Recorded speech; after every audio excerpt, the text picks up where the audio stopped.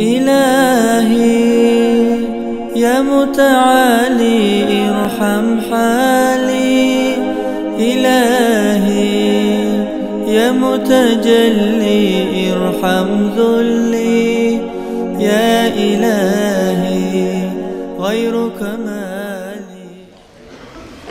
مولاي صل وسلم دائما أبدا على حبيبك خير الخلق كلهم.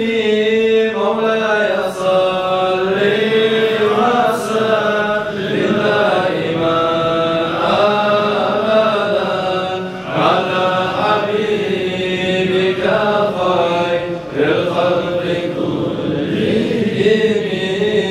أقل أصيل محمد سن الله صواب يزرع bulsan, dilimizi şehadet sen, şefaat ya Resulallah. Gözümüzü yarılırsan, ümmetini darılırsan, Allah'ını suygen bulursan, şefaat ya Resulallah.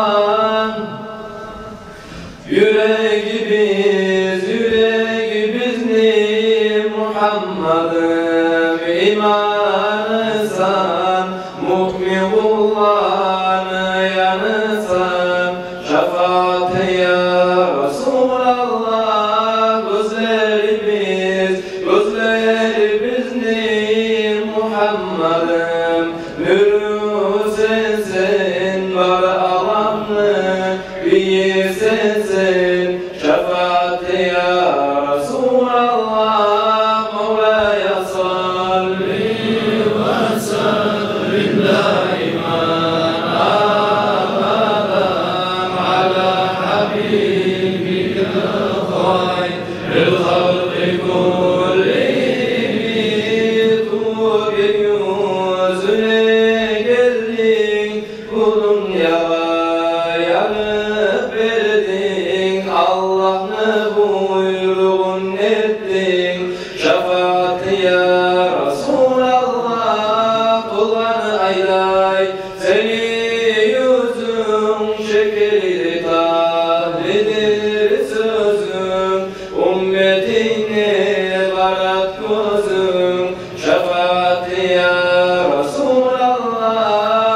Göktür seni Muhammed'im, mucizatın, alam vayanır adın, Allah'a etkin dadın.